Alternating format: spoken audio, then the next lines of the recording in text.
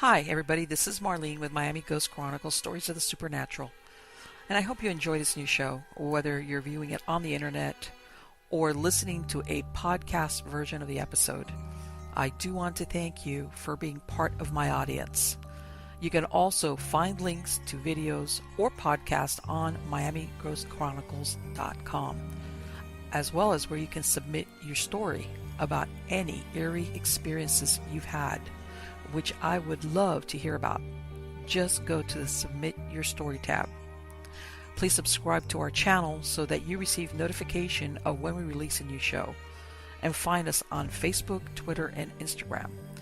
This is where I usually live stream and where I give you a behind-the-scenes look at locations where new episodes are being filmed at. I also tell you about all the interesting guests that will be appearing soon on Stories of the Supernatural. I hope you enjoy the show, and I think you are all wonderful. Stories of the Supernatural. How is everybody doing today? Good, I hope. I am doing really well. And as you know, things here, like before, like I've told you before, South Florida, still deep summer, a lot of humidity. As a matter of fact, we just had a thunderstorm sweep through here, and a lot of interesting things going on here. But one of the most interesting things is the guest that I have today. And let me tell you a little bit about him. His name is Brien Foerster, and he was born in Minnesota, but he grew up on the west coast of Canada. Now, at the age of 11, he became fascinated with the art of the Haida and other native people and began carving totem poles. Then he completed an honors Bachelor of Science degree, and he decided to take up carving and sculpture until the age of 25. This included creating full-size totem poles, canoes, mask bowls, other types of native style works. And in 1995, he moved to Maui, and there he was working as an assistant project manager for the building of a 62-foot double-hull sailing canoe. We've got to ask him about that, which is, of course, this is the ancestor of the modern-day catamaran.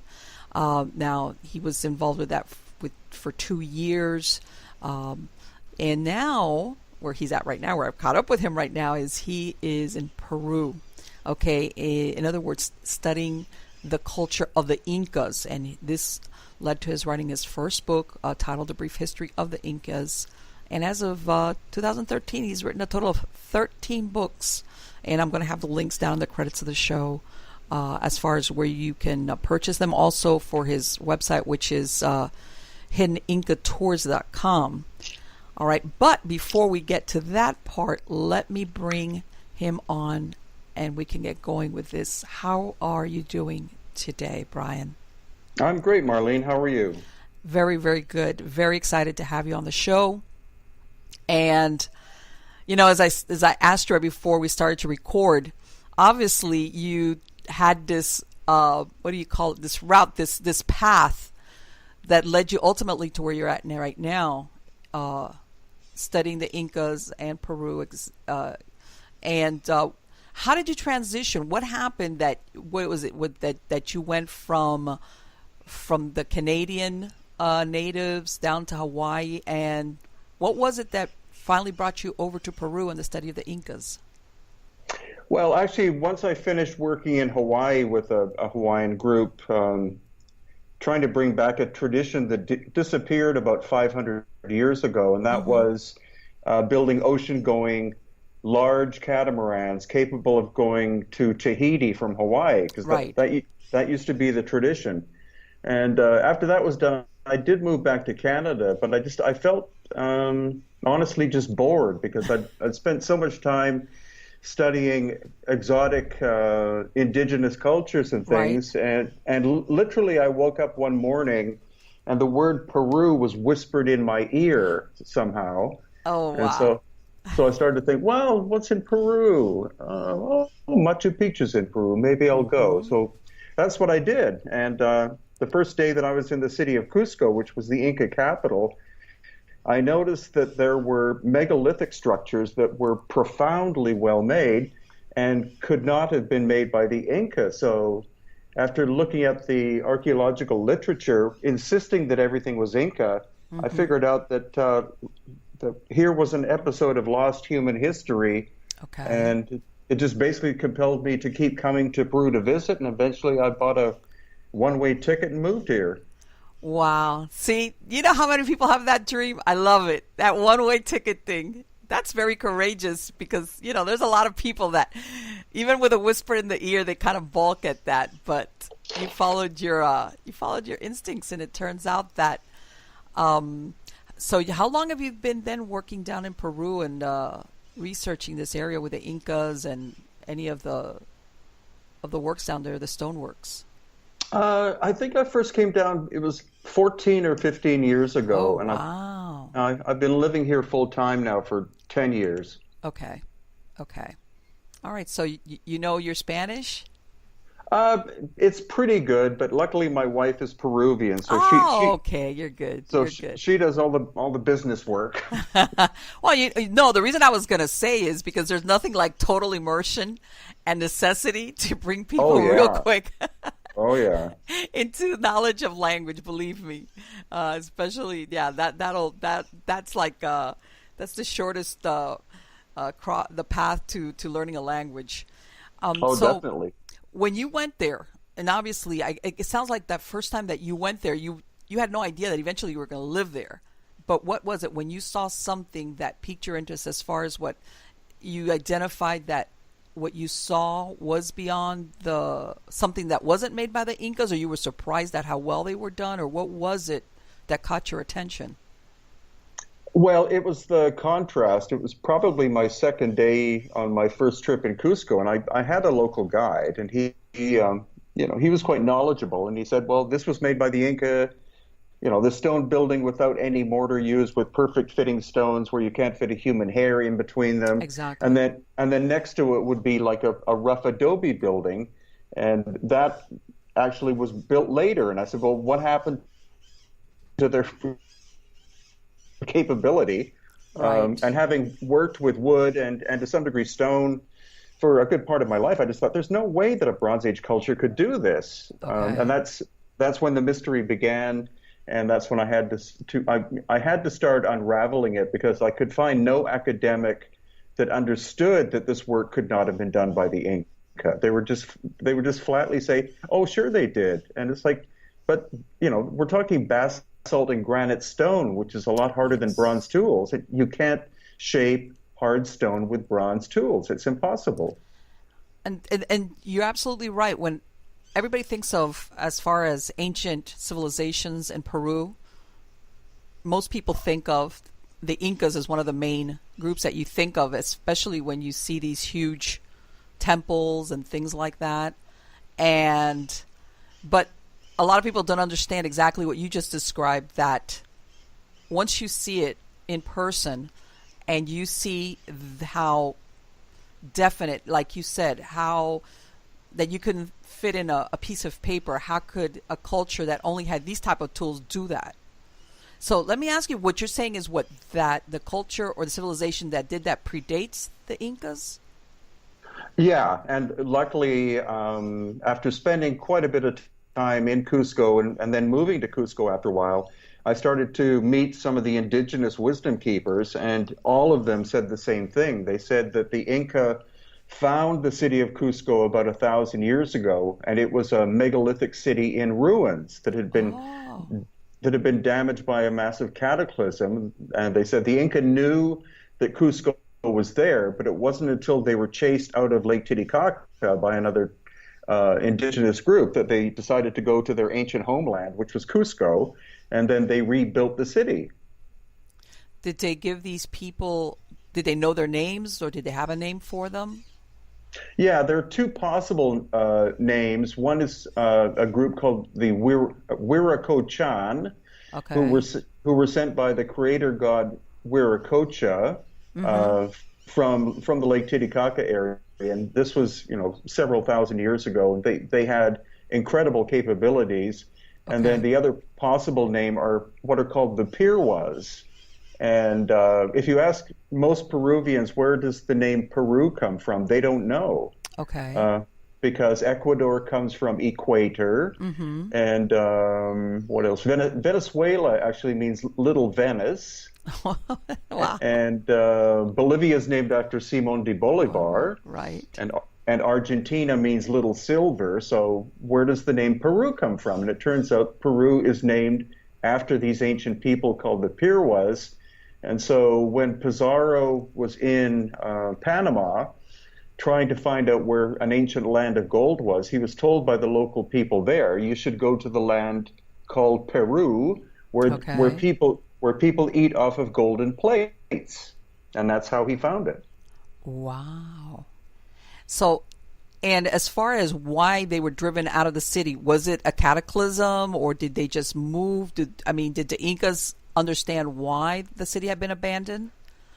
Or yeah, actually, we're starting to get geologic and scientific evidence that there was a cataclysm that probably happened about 12,000 years ago, and that also relates to some of the other megalithic sites that we see around the world. Egypt being one of them. So that's the timeline that we're looking at, and wow. So Cusco was abandoned and left for several thousand years. And when the Inca got there, they found that every megalithic structure that they encountered had incredible heavy damage to them, both earthquake and also possibly solar plasma strikes. When you said 12,000, I was like, did he say 12,000? That's incredible. So this is really quite ancient as far as when we think of ancient civilizations or Mesoamerica. That's quite a while back when you're saying that there was that cataclysm or earthquake, whatever it was that happened. So you're saying that this civilization, in other words, was established at that time, and because of what occurred geologically, then, maybe they got decimated or they moved on, whatever the case was. And that speaks also very well of why maybe they were so adept at engineering. Yeah, that's true. And also, coincidentally, the timeline fit in with the destruction of Atlantis. Yes, because according to Plato's account, that would have occurred 11,700 years ago. Right, which is very close. And also from I just use 12,000 as a rough figure. But also from scientific evidence, like the work of Dr. Robert Schoch, he believes that this exactly coincided with the end of the last ice age, which was incredibly rapid, and that the world's oceans rose by over 300 feet in an incredibly short period of time. And what that did, because what happened actually is that especially part of the North Pole, the ice didn't simply melt, it was actually vaporized.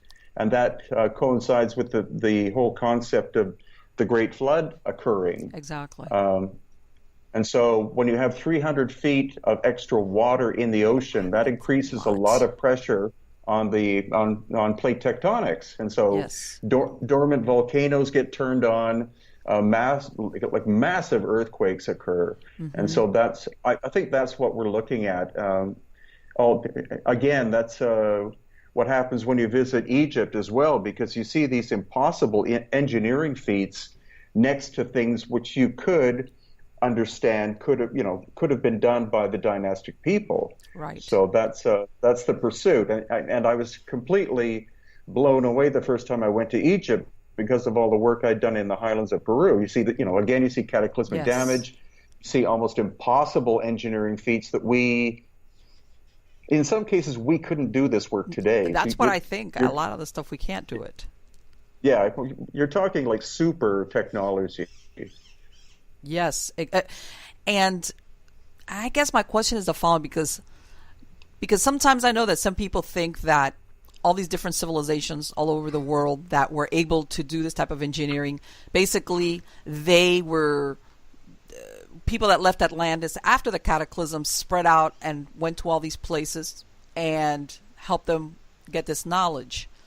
But what you're saying is they were already in place, and basically when the cataclysm came about, that Atlantis disappeared, that was when they were all affected themselves. So basically, you're saying the source of this knowledge base, which was totally out of keeping with a timeline of what you think they would be capable of knowing, has a different source, which is, are we talking then extraterrestrials? Or the big question mark, where did they learn how to do this? If Yeah, well, to narrow the time frame, in the area of the destruction of Atlantis, I would guess that these were either colonies of Atlantis, or they were created just after the destruction of Atlantis. And the cataclysm wasn't like a one-day event. Even geologically, Robert Schoch says it took place over the course of at least 300 years. that long. Okay, that's my mistake. I'm a lay person when it comes to that. I didn't think of it in those terms.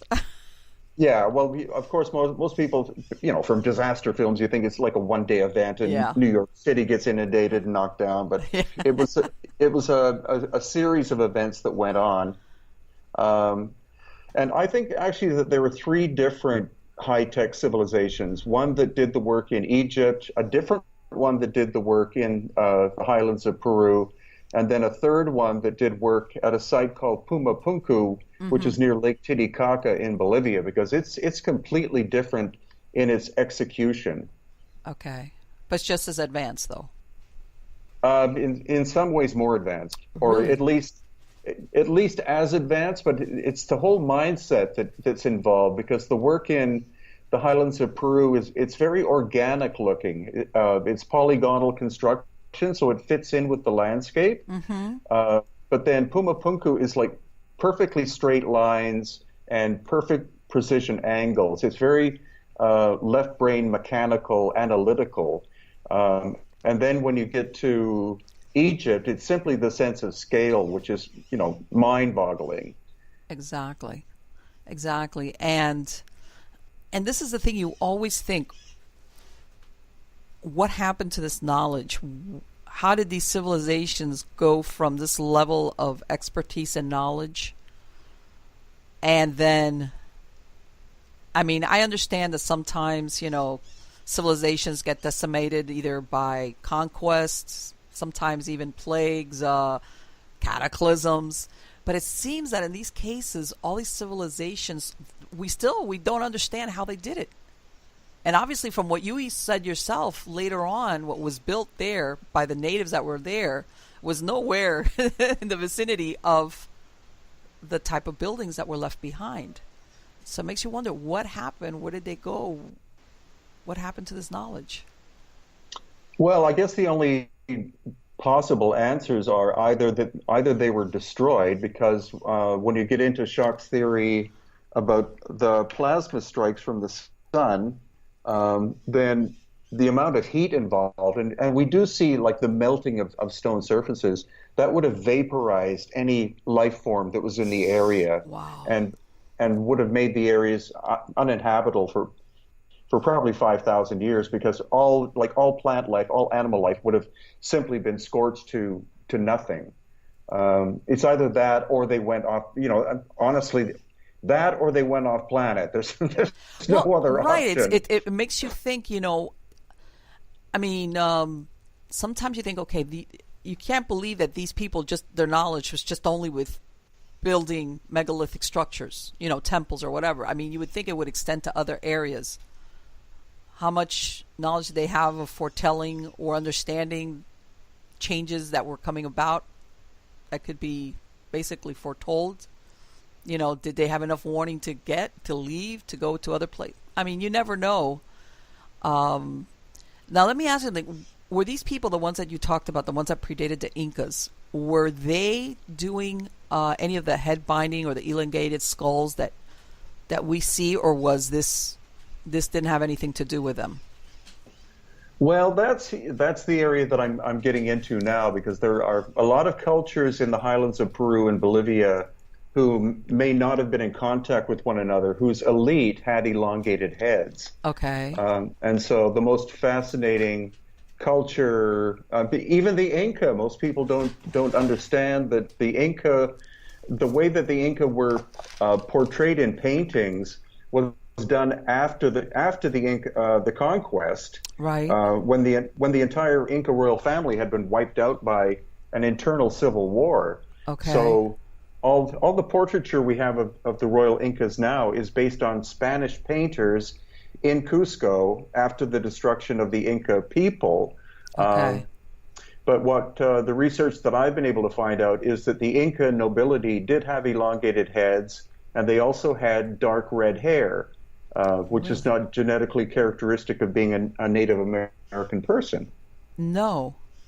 And I had heard recently, I want to say in New Zealand, or was it New Zealand, or in some of these Polynesian islands, that they had also some natives with those same genetics, which was uncommon. In other words, with the red hair and in some cases the light eyes, and they were even a discussion about, how far some of these peoples traveled, as how far away they actually went, which, Yeah, you know, actually, oh, sorry, but yeah, there's a lady who's probably in her mid 60s now, or maybe 70. Her hmm name is Monica, and she genetically has red hair and light colored right. skin.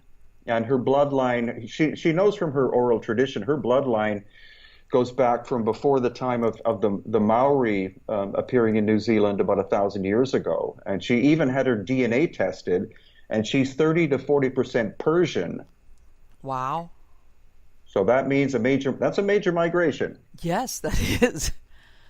Um, Just do you was there any explanation as to why the royal family would do the thing with the skulls, the elongation of the skulls? What was the meaning of it, or why would they do that? Well, the main thing, if you look at different cultures around the world, it was most common about 2,000 years ago, and we're talking Europe and the west coast of Africa, Melanesia, even the Maya, and the Inca and other people in Peru. It was a way to make the nobility physically look different from the commoners. Okay, okay, So that's why the head binding was done. Of course, the question is, where did it come from? right, And any oral tradition that still exists amongst these people states that that's what the ancestors looked like, as in it was a genetic thing. okay, all right. Yeah, I imagine after a time, the reason is lost. It's just it's done based Right. on tradition, but the original as to why it was that particular thing was done, it just gets lost in the as the years go by. Now, let me ask you, as far as because that's so interesting that this culture, this civilization that predated the Incas, all the mummies and everything that have been found, those are Incan, or did any of this civilization, did they just totally disappear? Have any mummies been found that belong to their time period? I mean, even though that's really far back. Yeah, well, actually, unfortunately, there is to some degree cover up that happens from institutions and governments. So Really? I do know, well, I do know that there's a massive collection at the main archaeology museum in Lima, which has more or less a warehouse of 15,000 ancient Peruvian skulls. Quite a few are elongated, and I heard quite recently that a Canadian filmmaker was invited to Peru in the 1990s in order to bring back to make films to bring back tourism, because that's when Peru was suffering from what was called the Shining Path, which was this Maoist Yes. terrorist organization. Yeah. And so Fujimori, who was the president at the time, he invited this filmmaker to make these documentaries. And this guy, for some reason, knew about the elongated skulls, and so he asked if he could get access to this vast collection. Which, of course, the president, if he says yes, you can do anything. And he doesn't like to talk about it anymore. But he said that there were skulls he saw in some of the back rooms that were at least 2.5 times the size of a normal human being. What? And Now, he was even given a cast copy of one, which he has in his house in Toronto, I think. you better keep that under lock and key. No, I think so. But okay, and I'm going to ask the obvious. Why the secrecy? Why what would be the problem with that? Well, the problem is it doesn't fit in with the basic archaeological paradigm. So again, Oh, okay.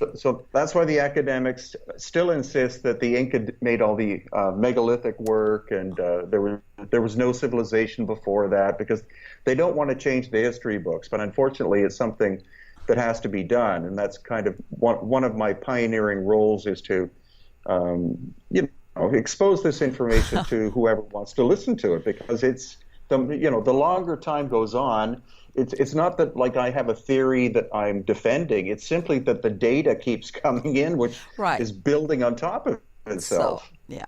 Yeah, and you're absolutely right. Sometimes what it boils down to is people's ego, where they would have to say, "Oh, we were wrong," and some people really have a hard time doing that, especially when they're really wrong, and Yeah. they've stuck to it for a long time. And how do you backtrack from that? But Yeah. Well, also, especially now that we have access to, very sophisticated technology like DNA testing, then which we've done on the elongated skulls on the coast of Peru here, then okay, that is evidence that can't be refuted. I mean, because that's science, that's numbers, that's data. exactly right. That's not like conjecture or we think. Now, were they? Now I'm questioning everything, the Nazca lines, and I heard recently that they discovered other lines that, because of satellite, that they were able to see that weren't visible before. Are the origins of those lines Incan or before? No, actually, that's the story itself is fascinating, because I honestly I live about 20 miles from one of the largest of what are called the geoglyphs, the animal shapes. Right. This is called the candelabro, which is it's a trident-shaped geoglyph. It's about 500 feet tall, and it's on the side of a mountain that can only be seen from the air or the ocean. Right. So the basic story behind that, of course, people talk about the Nazca, which is true, but the line system and geoglyph system goes from Paracas Bay, which is close to where I am, to Nazca, and that's a distance of 150 miles. So there are about 1,700 of these geoglyphs and lines in total. And as you said, they're finding more and more thanks to satellite and drone technology. Exactly. And that's the thing. You think, why would they expend this manpower, this effort? It's just, I don't know. I can't think of it as just being ornamental. I guess is what I'm saying. No. There's got to have been some purpose to it, especially, I imagine, the work it would have taken. And I wasn't even aware that there were so many. Yeah, they cover more than much more than 100 square miles, and they were made over the course of 1,000 years by two different cultures. The first culture was called the Paracas, that had the largest elongated skulls in the world, and they were making them from 500 BC to 100 AD, and then the Nazca people moved in and took over, and they kept creating them for another 500 years. So you have a huge number of them, and you have 1,000 years of construction. So the reasoning behind why they were made depended upon the culture and honestly also the climate at the time, because this area has been turning into desert for the past 2,000 years. Wow. And I guess, I mean, I've never been to Peru, but I imagine, I don't know if the geography, is it that easy really, as far as to make, I still think, even though it was done across, it would take manpower, it would take time, it would take effort. In other words, I don't think any civilization does that for no reason, unless it has some deep significance, that they were willing to do it in such a way that they would have to, because I imagine back then, you had your people that would be working, whether if they were soldiers or farmers or artisans, you needed your people to be working for what you needed, whether it was food or whatever. So if you were putting off these people to do this work, which was, I imagine, pretty intense, you had to have a good reason for it. Oh, definitely. And also, the Nazca area only gets half an inch of rain a year. Wow. So That's very little. growing food was basically a advanced science to these ancient people because there is no surface water; it's all underground. And so, in order to feed a large, reasonably large civilization, takes an incredible amount of intense activity. So, they must have produced a phenomenal amount of food in a very desert environment to allow for the construction of some of these figures that are several hundred feet long. Yes. Yes.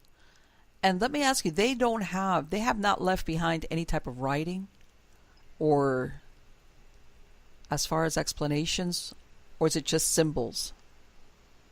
It's symbols, but also some of the lines relate to the solstices and equinoxes. So they're these giant, long, straight as an arrow paths. Others were used as straight roads, and others were used to actually map the underground water system. That's why it's been very difficult to come up with a very specific theory as to why the lines were made, because they do go off in all sorts of different directions. They're not all east to west or north to south. But I think it's because the water comes from the Andes Mm-hmm. and then travels underground and then eventually empties into the Pacific Ocean. So they had to be able to map and track where the streams were in order to be able to access abundant water for for their agriculture to feed what was actually quite a big population in, one of Yes. the driest deserts in the world. Yes. And that's again, that's incredible that that they understood, because you think, not only astronomy, as far as if we're talking lining up stars and the equinox and solstice, etc., but that they were able to map the underground sources so that they could get to water and keep the population alive, not just drinking water, but what were they using? Did they construct aqueducts? How was it that they were doing this? Because I know in Mexico they had different systems. Well, it wasn't obviously desert. They had different problems, but how was it that they were getting to this water? Well, actually, that's a really fascinating story. There are these spiral wells that go down. They're called Contayocs or Okay. Pukios, and it's like a spiral well that goes down, quite ergonomic. So it's pretty. There are about 12 of them still in existence, and they would go right to the center of where these underground streams would be, and that's where they would collect the water. And then they would very intensely grow the food in close proximity to these underground water sources. Okay. Okay, which makes a lot of sense. But yeah, that's, to me, that's fascinating, because it's people that are living in the environment, making the best use of the environment as it is at that time, but at the same time expanding it to make it, how can I say, more comfortable living, not just a hard scrabble life. And obviously having enough time that they were able to inscribe and do all these different types of drawings. And we come back to the building of these megalithic structures, which I imagine, even if we somehow understood or knew how they did it, that must have been so work intensive. I imagine just from the planning stage onward. Uh, it boggles the mind how they were able to do that. Oh, I know. That's the one. Peru is quite a small country, but the number of enigmatic mysteries here is quite amazing.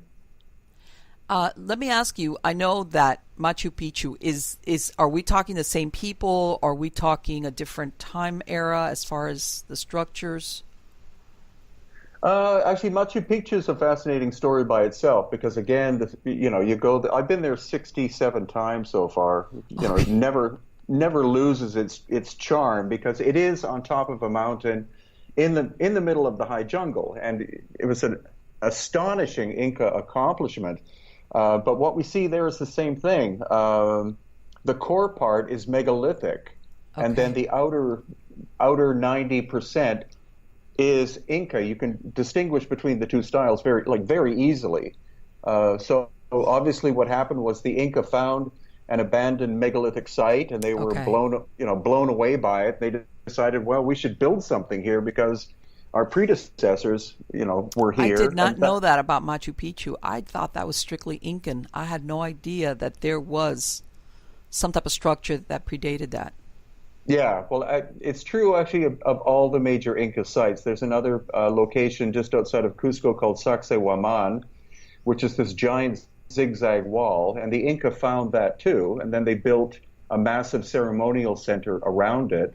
And then Ollantaytambo is another location where the Inca did incredible terraforming of the sides of mountains, but there is a temple, or what we call a temple, on the top, which is composed of 6 blocks that each weigh 60 to 70 tons.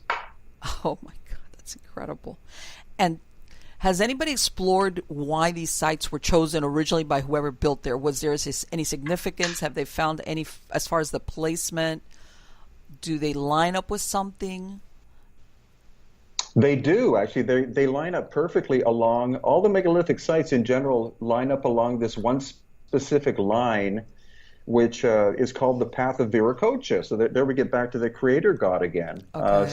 So all of the sites from Cajamarca, which is in northern Peru, northwestern Peru, all the way down to Lake Titicaca, all of the major megalithic sites, including Machu Picchu, are almost exactly on this energy line. Okay.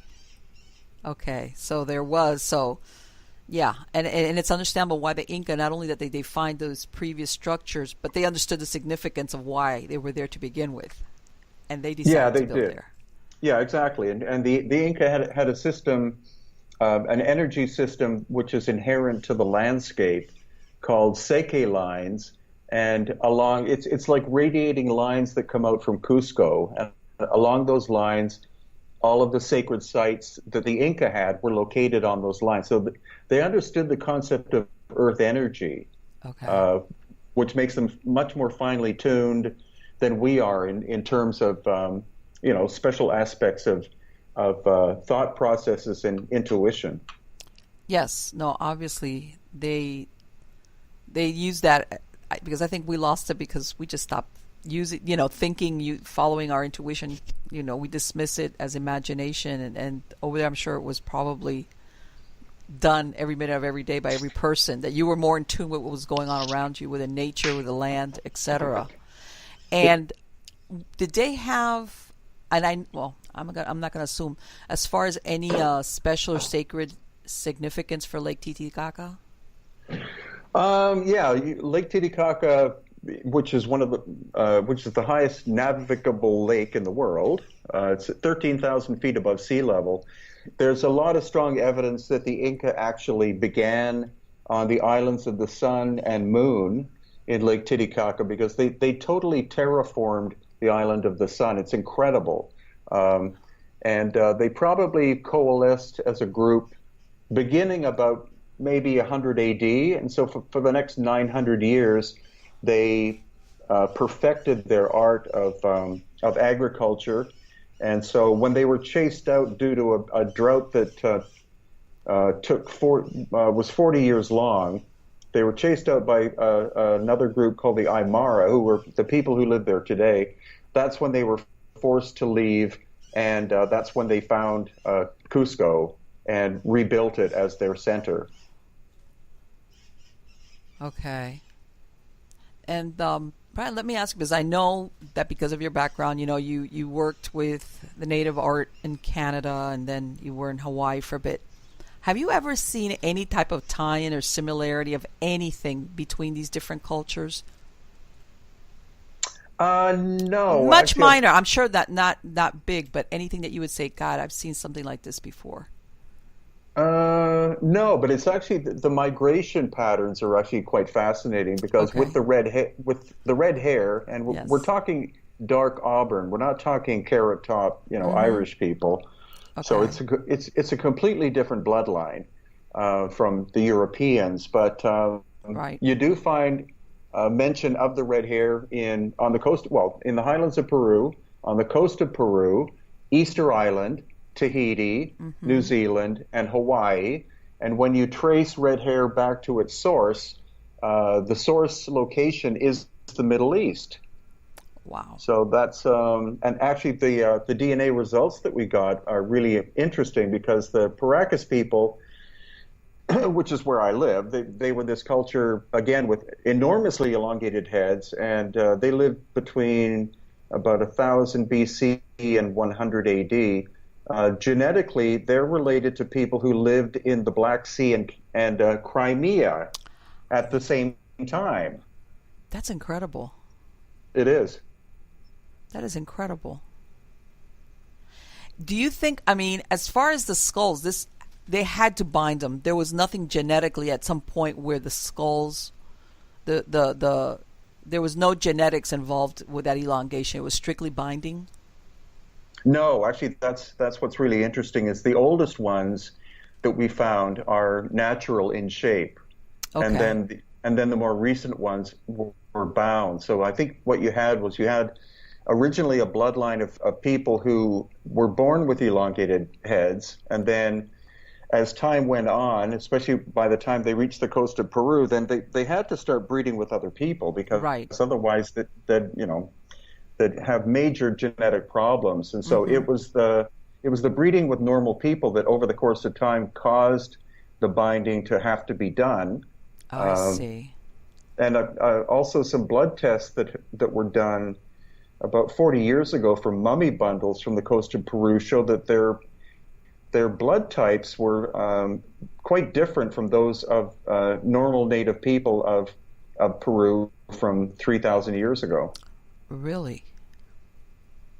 Wow, that is incredible. And I want to say, because you kind of see this where these, whether they were the royal family, they're very, they want to keep their bloodline within themselves. I know that, like you said, that because of intermarriage, they, ultimately they have to bring in new bloodlines. But at the same time, they were very, they took care of trying to keep that bloodline or those characteristics within the royal family. Like you said, Sue, that specialness to be part of being a royal or the ruling class. Yeah, that's right. And actually, in the case of the Inca, it was the same situation occurred. They were quite a genetically relatively small population, and so the high Inca, or the ruler, the high Inca, his first wife had to be a relative, because that way you continue the trying to concentrate as much of the ancestry as possible.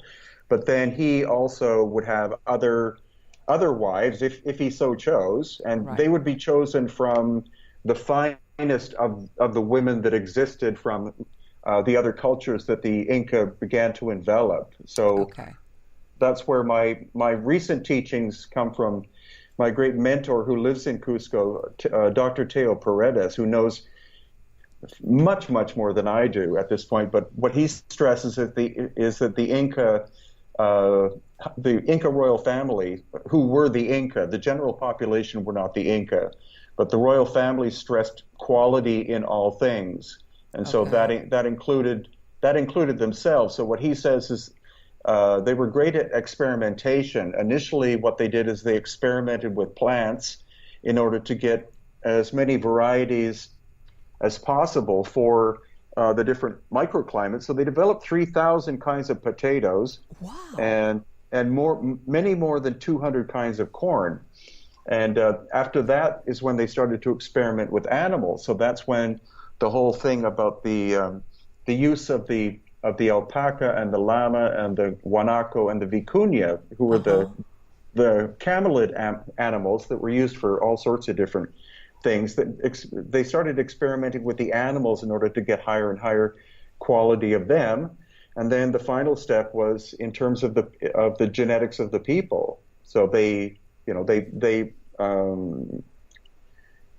thought that the great qualities of humanity were grace and beauty and intelligence and everything like that. So the Inca story for me is it keeps going on because initially you have to use the Spanish conquistadors' chronicles to begin your elementary study, but then after that it's finding local people who still remember or who are still the wisdom keepers in order to learn more. And it's still fascinating to me.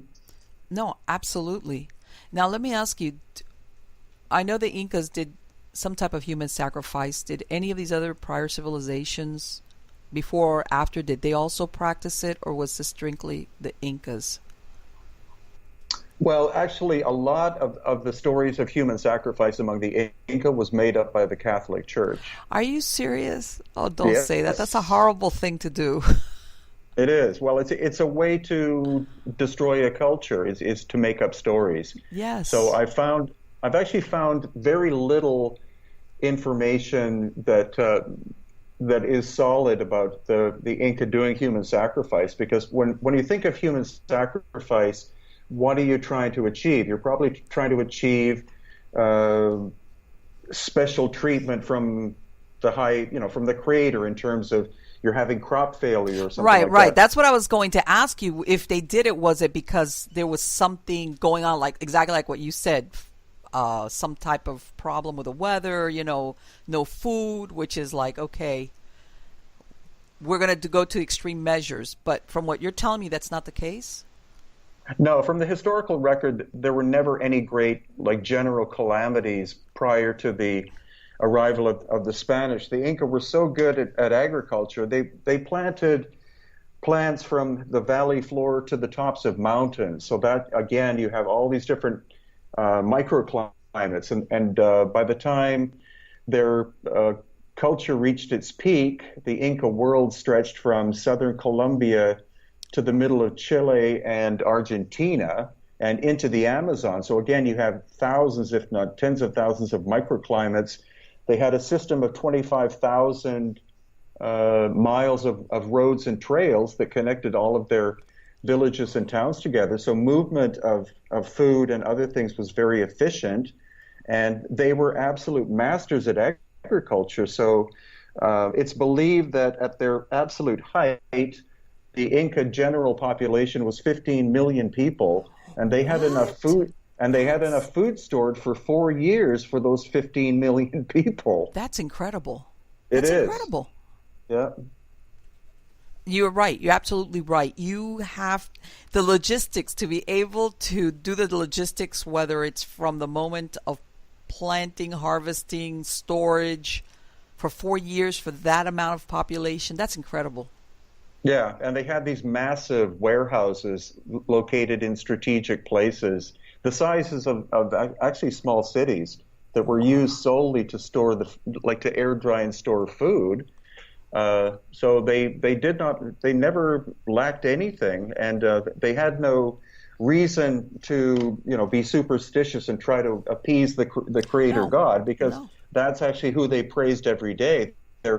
People call them a sun worshiping culture, but it wasn't that. They understood that the sun symbolized life and creation, so they used the sun as that symbol, but they knew that the actual creative force was something far beyond what simply the sun was, but was the creator of the sun itself. So, Brien, then what happened? Was it the arrival of Europeans in Peru, the discovery? Is that what led to that civilization, or was it already in decline? What happened?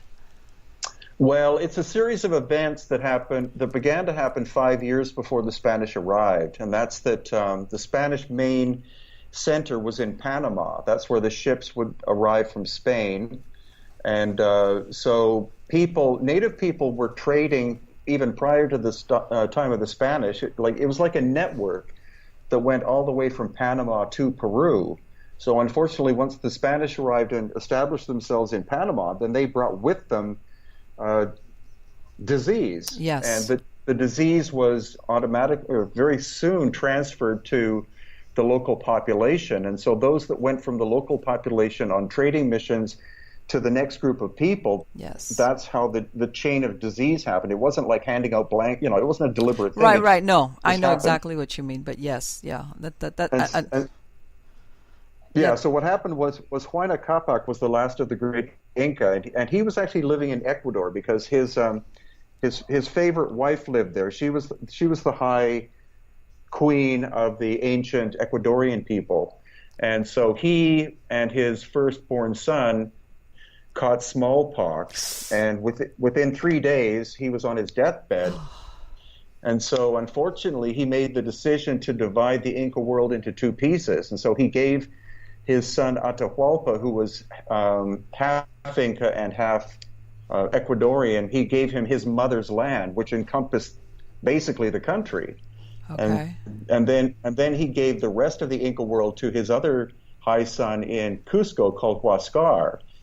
And then Huayna Capac died, and the two brothers had an uneasy relationship for about 5 years, and eventually they went to war, civil war, and by that time the smallpox had wiped out half of the Inca population. Wow! And then the civil war basically just destroyed everything, and that's when the Spanish arrived, and then they took sides with the northern brother, and that's when the Inca were ruined.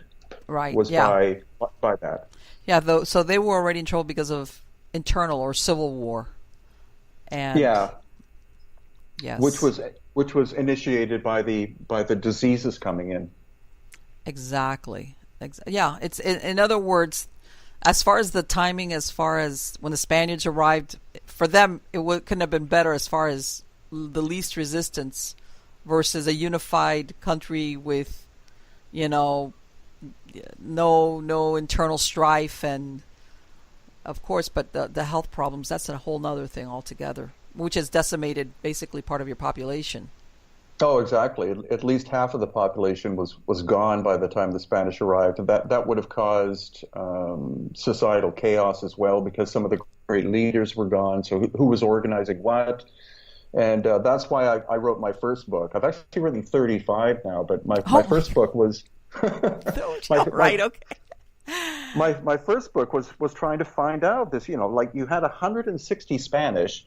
The Inca had a standing army of 100,000. How does that work? And it was because of all the diseases. As the Spanish continued to move southward, they kept encountering abandoned villages and stuff like that. And they simply took advantage of all of this chaos in order to take control. Yes. There's nothing like, and I want to ask you, do you think, or do you suspect, are there any undiscovered cities, hidden cities in Peru? There could be in the eastern flank of the very high jungle.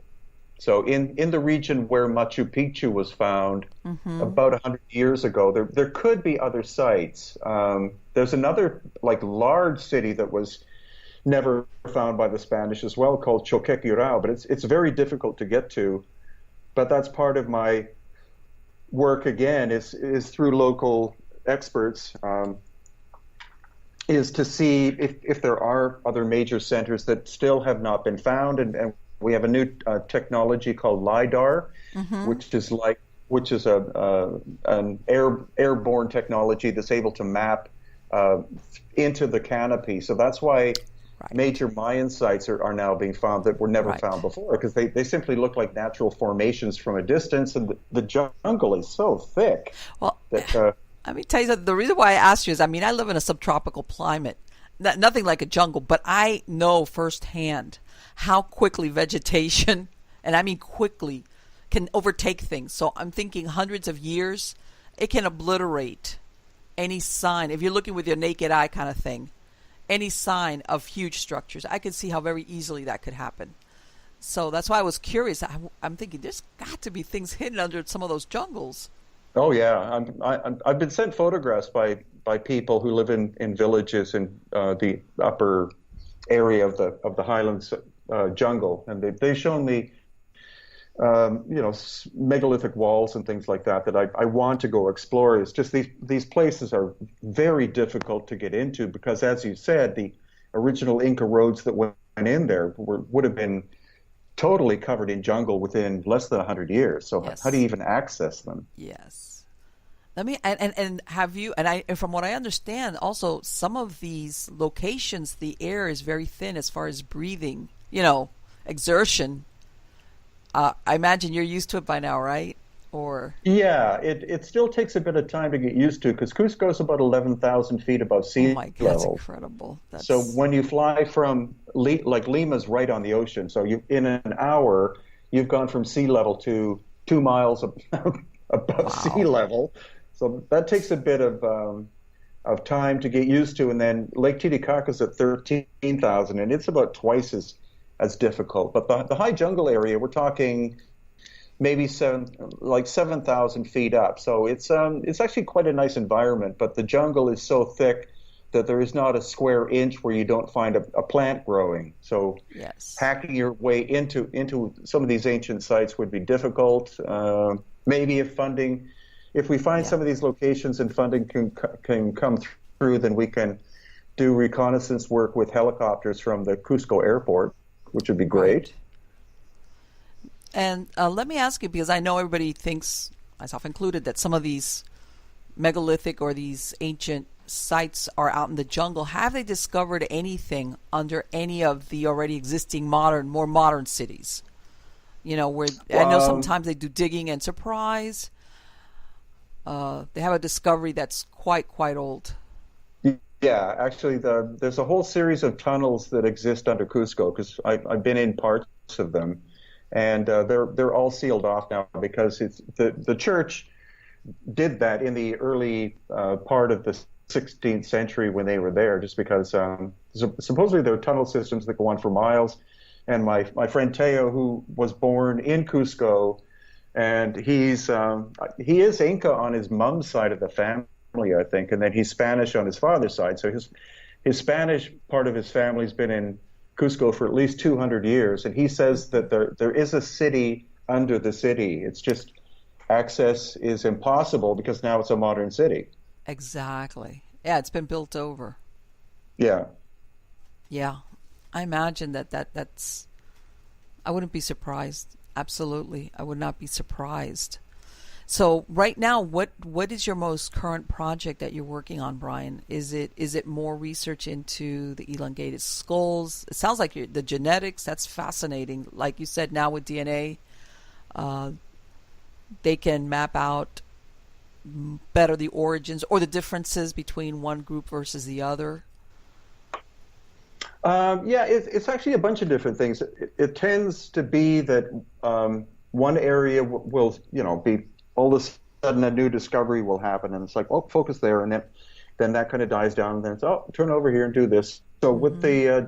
the DNA testing, that process cost $100,000, You and know, so we just, you don't realize it that yes, that I imagine processing something like that. Yes. But yeah, I'm going to work at doing crowdfunding for. There are some elongated skulls in private collections in this area, so that way I don't have to. Like we had to get permission from the Peruvian government to do the DNA testing because we're Okay. talking, 500 plus pre-Columbian artifacts and things. But I was told by the government that skulls from private collections they don't really care about. If I want to, I can go Okay. ahead and do the DNA testing because they don't know the provenance. They don't know exactly where the skulls came from. Okay. So yeah, I've got 3 candidates so far to do, and the price has gone down a lot. Now it's about $700 per sample. I've got the lab in Canada that will do the work, so I'm slowly working on that. But my wife and I are going back to Cusco in 2 weeks. We have a tour that's focusing on the elongated skull. So that's looking at the Inca and the pre-Inca people of the highlands, and then coming here down to the coast and doing Nazca, flying over the Nazca lines, and also going to the museums that have the elongated skulls here. So that's basically what's in the near future. And let me ask you something, Brian. When a person goes on a tour, let's say, do you take them to locations where the skulls have been found, or where is it that you take? Let's say if somebody goes on the tour with you. Mainly to the museums and the megalithic sites. Okay. There is one location where there's actually only one location where the largest elongated skulls in the world have been found, and we used to take people there, but it's a very sacred place to me now. So Okay. my wife and I go there maybe once a month because there's still quite a bit of active grave robbing going on. Oh my So God. we go there to take photographs to submit to the Peruvian government to say the site should be protected more. Um, but yeah, it's just an ongoing process. Going back to Egypt in April and probably going to India because there's a lot of megalithic stuff in India that most people don't know about in January. And then Mexico is becoming quite fascinating because I found some megalithic aspects of locations in Mexico that most people don't know about. Right. Yeah, I heard something recently that they had found under the city of Mexico proper, that they had found certain catacombs with skulls, but they found now a larger area, basically thousands. In other words, you're discovering all the time, and this is just under the main city. I mean, many many years ago, I went to Chichen Itza, and that was fascinating, and that was I haven't had a chance to go back. And let me tell you, people don't realize when you look at some of these structures on the television, when you're there in person, they're huge, and like the stairs, and you think, how could they do it? How could they go up and down these things? And it's just totally different when you're there in person. I don't care how good your widescreen or whatever it is. It's nothing like when you're in front of a monument of that type. No, that's completely true. You probably pick up 100 times more information being on location because then you can really go up to things and look at them. Yes. I think probably the most recent thing is we we did a tour in Mexico in January, and then everyone went home, and my wife and I decided to go to Oaxaca just for 3 days, and we found a site there called Mitla, which in photographs it kind of looks impressive, but you don't really know. And when we got there, we found these buildings that had like basalt stone beams that weighed there were at least 10 of them that weighed 6 tons each. Wow. And another one that weighed 10 tons and one more that weighed 18 tons. And they don't fit in with the construction because it's like looking at night and day. So that's obviously an ancient megalithic place that I think the Zapotec people found at some point and built a ceremonial city. So that's the main commonality in all these ancient places is structures that are far older than you could even imagine, then yes, being found by a culture we understand. And too. Right. And let me ask you real quick that you mentioned about the grave robbing of that location. were they mummifying their dead or what are they doing as far as the grave robbing? I mean, are they breaking into tombs?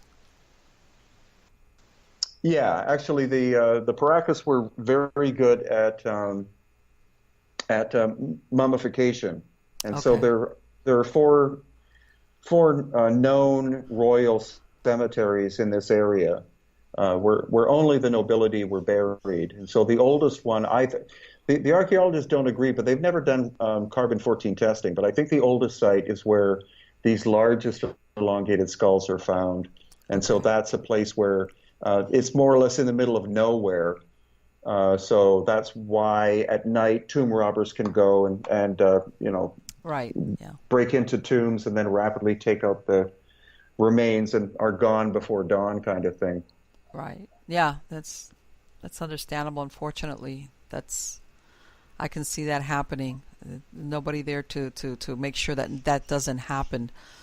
And I think that's so I mean, what you said about, all these civilizations that predated the Incas and that there's so much mystery. There, for all that you said that is known about them, there is also so much mystery about them. And, of course, how they were able to do the things that they were able to do. And I think that's a mystery that we see constantly from different parts of the world. Like you said, Egypt, for example, that we still don't understand how they were able to do that. I mean, I look at that, I'm like, okay, besides, if you're looking at the engineering part and the planning and sand, or in, let's say, in Peru, up the mountain. It's like, how did they do this? It's still, it just, and then of course you're thinking without the use of, let's say, modern machinery like we have now. And then of course we come ultimately to the question, which is where everybody goes, was, did they have any type of help? Was this done by extraterrestrials? Did they do that? Did they show them something and having to do with magnetics? I mean, it's a big giant question mark, but obviously the mystery there is like, it's deep, in other words. Yeah, well, that's what keeps me here, because obviously I haven't found everything. There's always more and more to see, and the great thing about the tours is that they're not, I guess you use the term tour, but they're basically scientific and metaphysical expeditions, and so my whole purpose is on each tour, I have to learn something new, otherwise there's no point in me doing it anymore. And fortunately, we tend to have, at least to some degree, engineers and medical doctors and even physicists come with us. And so I actually learn from them, because they're the ones looking, at these places for the very first time with absolute awe. I bet. And so I get to ask them, well, how do you think this was done? How many times are you answered with one of those, I have no idea? It's like, I imagine that it's like, I think that even if you do have a background in physics or engineering, or you're one of these people that you have to look at some of these places and go, I wish I knew. It's because it's just the sheer volume, or like you said, just the weight of, let's say, one piece of stone, just one. How did they do it? How did they lift it? How did they maneuver it? How did they put it in place? And then put one on top of it. It's like, it's incredible. Yeah, it is. But anyway, Brien, I wanted to thank you so, so much for spending this time today. It has been fascinating. Everything that you explained as far as what really was or is the background, the history of the civilizations. And like you said, despite all the answers that we're getting, even now with genetics, there is, I think, so many mysteries that are waiting to be solved out there. That would give answers to a lot of questions that people have had for a long time. No, very true, and that's why for me it's very important to ask the indigenous people, what, if you can tell me, what do you remember or what do you know of this? And the stuff that comes out is just, has never been written down because it's oral tradition. Right, that's what I was about to say. This is passed down through oral tradition, right? This is not... Yeah. Okay. Yeah, okay. And often not shared with archaeologists, because they come with this Western stilt to, how they look at things. They don't believe in anything to do with extrasensory capability or spiritual energy or whatever. So if you can't believe in that stuff, which is what they're telling you, then you'll never unravel it, because you have to see it from the way they see it. Exactly. It's their history. It's not. It's not fairy tales. They're telling you poetically what happened in the past, and so that's where the fascination, keeps going. Let me ask you: have you found, as far as keeping that information, are there families that have been entrusted with this type of historical knowledge, or is it just spread out through different types of people?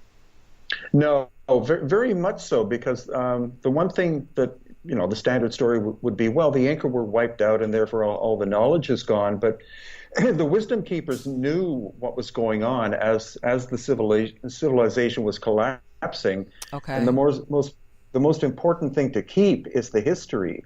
So that would be taught, for a grandfather, that would be taught to probably one grandson, starting when he was maybe 2 years old.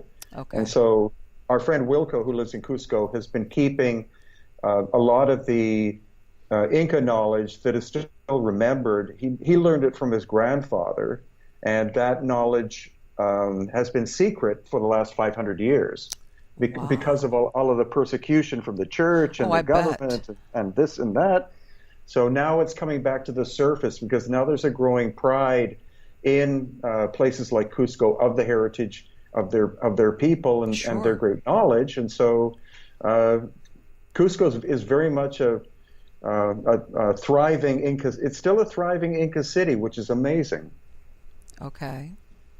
Exactly. Exactly. I mean, I'm sure that there's been some information that's been lost throughout the years. It's just there's just no way that it could be retained. But luckily, what would be great, I imagine, is that they would, especially the more modern persons that hold that knowledge, would be willing to entrust it to be written.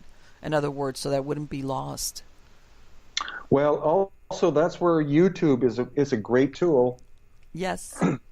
because I get to interview some of the old people in Cusco and the stories they tell.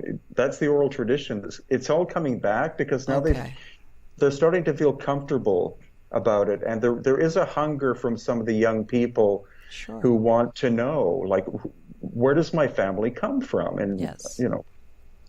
Right. Exactly. Exactly. And that's very understandable. That's the history of your country, of your people, of the I guess more let's go outside what's been put out there as the history. Because you know that there's Right. history and then there's real history, that kind of thing. Not what's been written about so far that was approved and, like you said, kind of shaped and massaged to whoever was writing the history wanted it to be. So Right. exactly. That's very, very understandable. That sounds fascinating. Again, thank you so much, Brien, for spending this time with me. You have been absolutely wonderful, and I want to wish you the best of luck in all your projects. Thank you, and please invite me back in 6 months and we can talk some more. Absolutely. Absolutely. Yes, I will, because at that time you will be back from all your travels. So I know you're going to have lots of great stories to tell. Okay, thank you. Take care. Bye-bye. You too. Bye. Oh, my God. I want to go on a plane and go to Peru. Yes. I mean, I've heard, you know what? That goes to show you. I usually, when it comes to his history, I don't like to fall into that trap of believing what's been put out there as history, because so many times you find out that's not exactly accurate, and in some instances it's outright lies. So I'm always like, I always want to know the real history of a place, the people, the good, bad, and the ugly. History is history is history is history. It is what it is, whatever. And I did not know this. I mean, to me, I fell into it. I felt like right, up to here, always thinking about, as far as when you think of Peru, when you think of Machu Picchu, when you think of ancient civilizations, the only thing you think of is Inca. That thing that is about the sacrifice. I could see, talk about character assassination for culture. Human sacrifice will do it. It will absolutely do it. And, I did not know. I did not know that there was these civilizations that predated the Incas that were really the original builders. And yes, the Incas came along and maybe, it's like you find this great house and then you remodel it, but it was already there, or the bones of it were already there. I did not know that.